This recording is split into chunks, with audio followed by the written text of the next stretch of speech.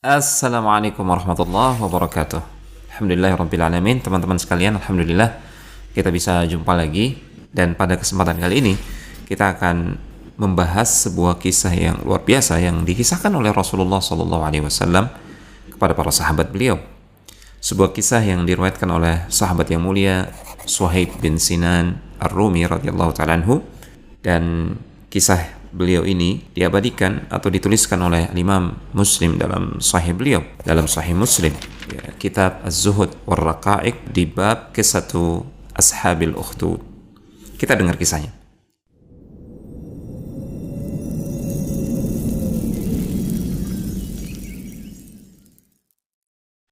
Rasulullah SAW bersabda yang artinya, pada zaman dahulu ada seorang raja yang dia memiliki seorang tukang sihir.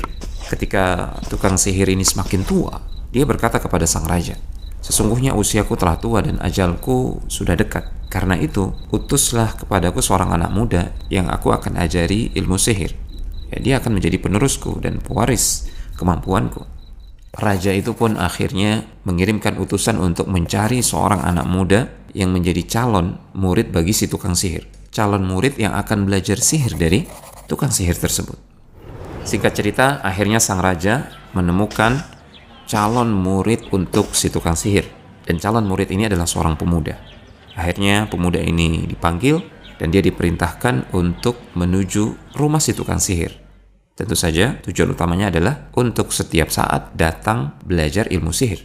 Disebutkan bahwasanya ketika dalam perjalanan menuju rumah tukang sihir tersebut dari istana raja, anak muda ini mendapati sebuah rumah dan rumah tersebut adalah rumah seorang rahib, seorang pendeta. Karena penasaran, pemuda tersebut akhirnya singgah sejenak di tempat sang rahib. Kemudian dia mendengar ucapan-ucapan dan petuah-petuah dari sang rahib. Ucapan-ucapan yang penuh dengan hikmah. Dan ternyata teman-teman, anak muda ini begitu kagum dengan ucapan-ucapan si rahib tersebut, pendeta tersebut. Ucapan sang rahib benar-benar masuk ke dalam hatinya. Ucapan-ucapan yang penuh dengan hikmah dan kebenaran. Demikianlah setiap kali anak muda ini hendak ke rumah si tukang sihir untuk belajar sihir, dia singgah terlebih dahulu ke tempat si rahib atau sang pendeta tersebut untuk berbincang-bincang, mendengarkan ucapan-ucapan yang mengagumkan dari sang rahib tersebut. Suatu ketika anak muda ini sampai di tempat si tukang sihir ini marah karena anak muda ini terlambat. Bahkan diriwayatkan pemuda ini sampai dipukuli oleh si tukang sihir. Kejadian tersebut akhirnya disampaikan kepada sang rahib. Dan memang rahib ini ingin menyelamatkan anak muda ini. Akhirnya sang rahib mengatakan kepada anak muda ini, "Jika si tukang sihir itu memukuli engkau, ya, engkau bisa beralasan, aku terlambat karena ada urusan di keluargaku. Dan jika engkau datang terlambat untuk kembali pulang ke rumah ke keluargamu, dan engkau khawatir keluargamu merasa resah dan memarahimu, engkau katakan saja, aku terlambat karena aku belajar kepada si tukang sihir." Ya. Pada suatu hari, pemuda ini mendapati ada seekor binatang besar yang menghalangi jalan dan menyebabkan para pengguna jalan ketakutan. Orang-orang tidak bisa lewat. Maka di saat itulah pemuda ini berkata pada dirinya, "Inilah saatnya aku bisa mengetahui mana yang lebih dicintai oleh Allah Subhanahu wa Ta'ala. Perintah atau ucapan dari si tukang sihir, atau perintah dan ucapan dari sang rahib." Maka dia mengambil sebongkah batu, kemudian dia mengatakan, "Allahumma in kana amrul rahibi ahabba ilaika min amri as-sahir, faqtul hadhihi ad-dabba hatta yamdiya an-nasu." Ya Allah, jika ajaran-ajaran dari sang rahib yang lebih engkau cintai daripada ajaran si tukang sihir, maka binasakanlah binatang yang mengganggu manusia ini. Maka dia melempar binatang tersebut, dan dengan izin Allah Subhanahu wa Ta'ala, seketika hewan besar tersebut yang mengganggu jalannya orang-orang tewas seketika. Nah teman-teman, kejadian tersebut dia ceritakan kepada sang rahib. Maka sang rahib mengatakan, "Ai bunayya anta al-yawma afdalu minni." Wahai nak, sekarang engkau sudah lebih hebat daripada aku. "Qad balagha min amrika ma arah wa innaka satubtala fa in ibtulita fala tadulla alayya." Wahai nak, engkau sudah mencapai suatu tingkatan yang telah aku lihat sendiri, dan suatu saat engkau akan diuji oleh Allah Subhanahu wa Ta'ala. Dan ketika engkau diuji, mendapatkan cobaan, maka janganlah engkau bercerita tentang aku, jangan engkau menunjukkan tentang jati diriku dan keberadaanku. Ini ucapan sang rahib, dia berpesan kepada si pemuda tersebut. Dan subhanallah, dengan izin Allah tabaraka wa ta'ala, pemuda ini mendapatkan karamah, kemampuan yang luar biasa dari Allah subhanahu wa ta'ala. Dia bisa mengobati anak yang lahir dalam keadaan buta jadi mampu melihat. Dia bisa mengobati orang-orang yang memiliki penyakit sopak atau belang, dan dia mengobati banyak orang, sehingga dia menjadi sosok yang terkenal di kalangan masyarakat ketika itu karena kemampuannya dengan izin Allah subhanahu wa ta'ala mampu mengobati orang-orang yang sakit. Sampailah kabar tentang anak muda ini kepada teman duduk sang raja, dan teman duduk sang raja diriwayatkan bahwasanya dia seorang yang buta. Maka dia pun menemui pemuda tersebut, dia mengumpulkan banyak harta, kemudian banyak hadiah yang akan dia berikan kepada sang pemuda ini jika pemuda ini bisa menyembuhkan kebutaannya. Teman sang raja ini berkata kepada sang pemuda, "Wahai anak muda, hadiah yang banyak ini aku kumpulkan untukmu, namun dengan syarat engkau bisa menyembuhkan kebutaan mataku atau engkau bisa mengobati kebutaan pada mataku. Semua ini untukmu," kata dia. Kemudian dengarkan ungkapan yang luar biasa dari anak muda ini. "Inni la ashfi ahadan." Aku ini sebenarnya tidak bisa menyembuhkan siapapun juga. Innama yashfillahu.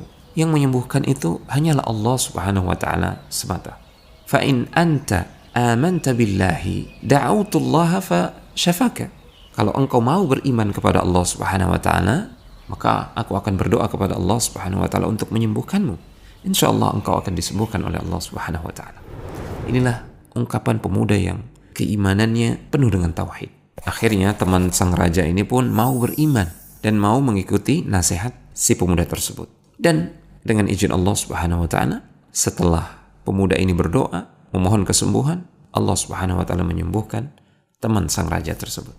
Teman sang raja ini kemudian kembali ke istana raja dan dia bertemu dengan raja. Raja ini terkejut karena melihat temannya tiba-tiba bisa melihat. Raja ini kemudian bertanya, "Man radda basaraka?" Siapa yang mengembalikan penglihatanmu? Teman si raja ini dengan beraninya mengatakan, "Rabbi, Allah, Rabbku, dialah yang telah mengembalikan penglihatanku ini." Si raja marah. "Walaka rabbun ghairi?" Apakah engkau punya Tuhan selain aku? Kata si raja ini dengan penuh amarah dan kemurkaan.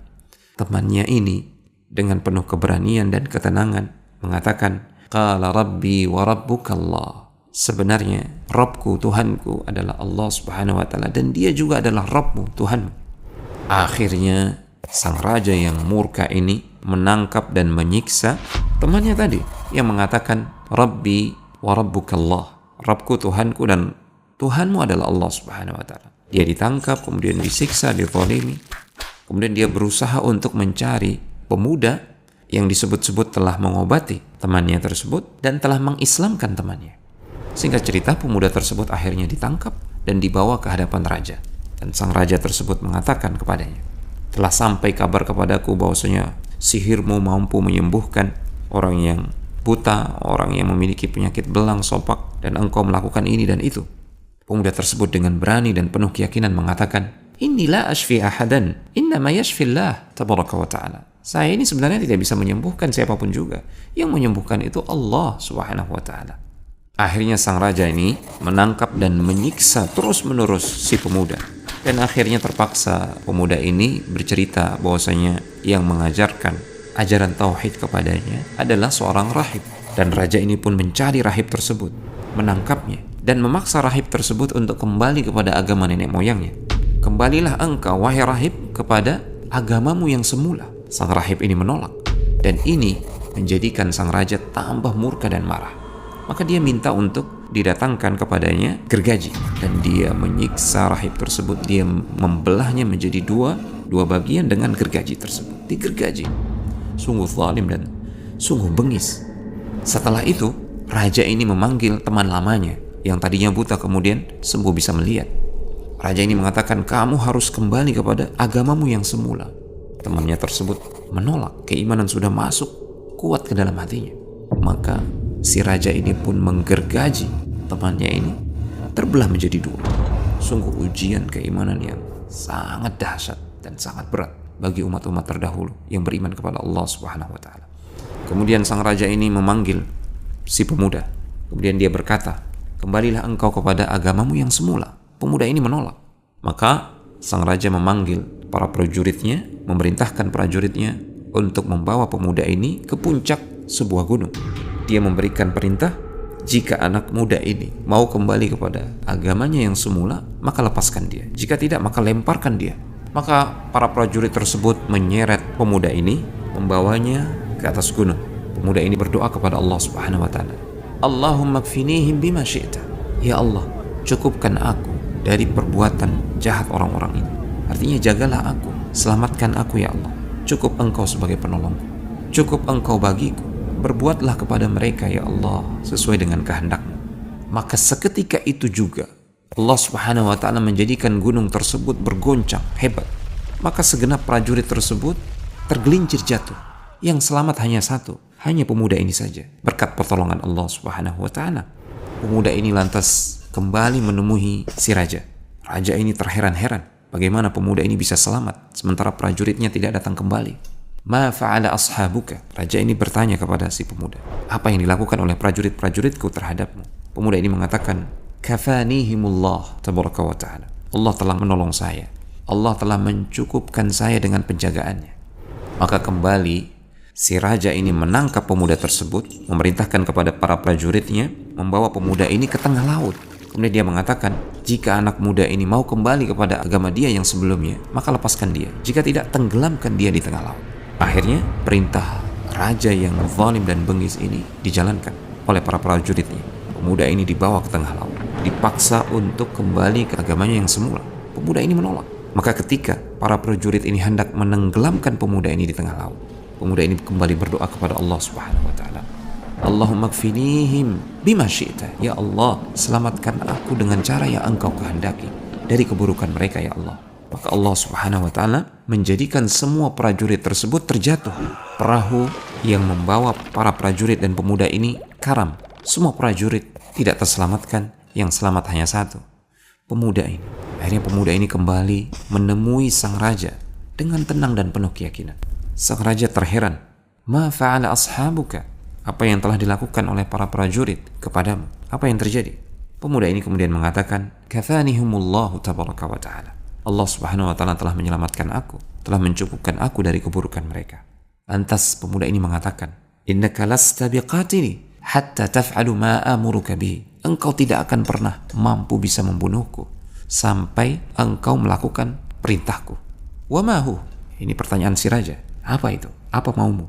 Maka sang pemuda itu menjawab, tajma'un nasa fi sa'idin wahidin. Hendaknya engkau mengumpulkan segenap rakyatmu, seluruh manusia di satu tempat, wa taslubuni ala jid'in. Kemudian silahkan engkau salib aku, engkau ikat aku di sebuah batang pohon.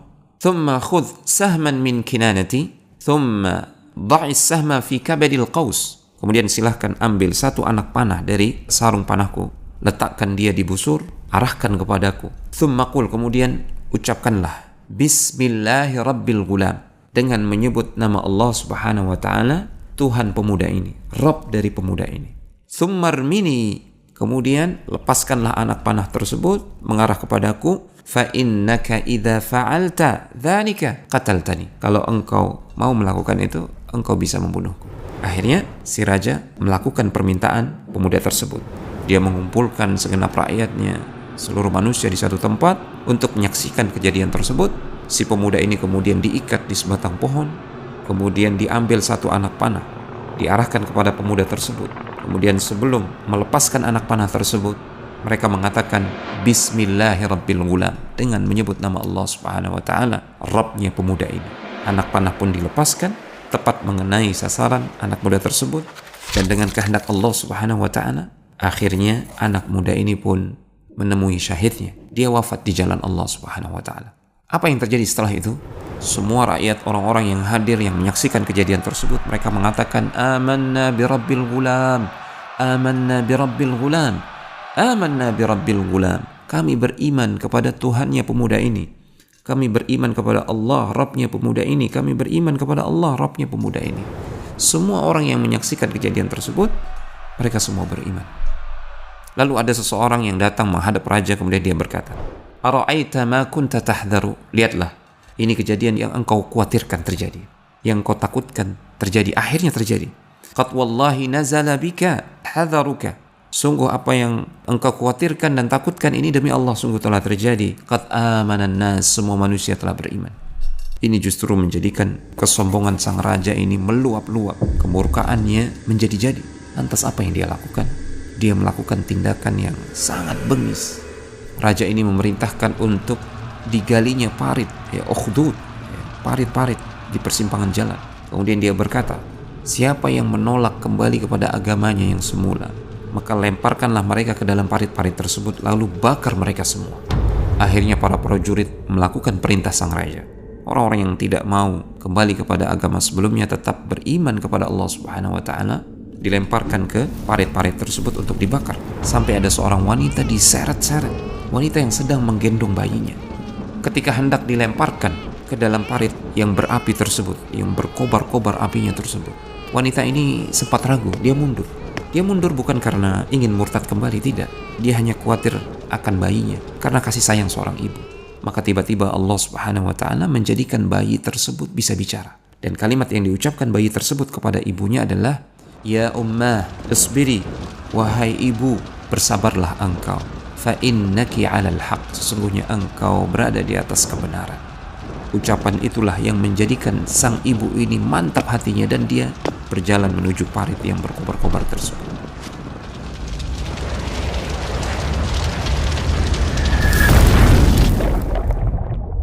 Inilah kisah Ashabul Ukhdud yang Allah Subhanahu wa Ta'ala firmankan dalam surat Al-Buruj. Qutila ashabul ukhdud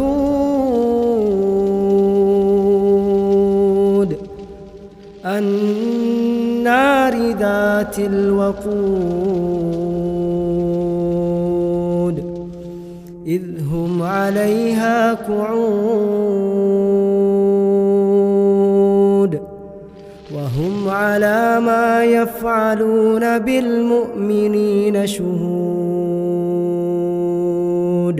وما نقموا منهم إلا أن يؤمنوا بالله العزيز الحميد الذي له ملك السماوات والأرض والله على كل شيء شهيد. الذين فتنوا المؤمنين والمؤمنات ثم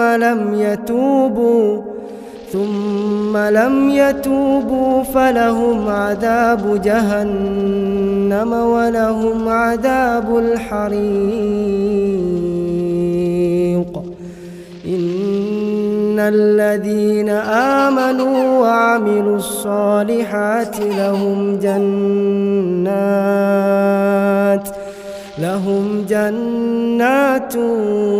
تجري من تحتها الأنهار ذلك الفوز الكبير.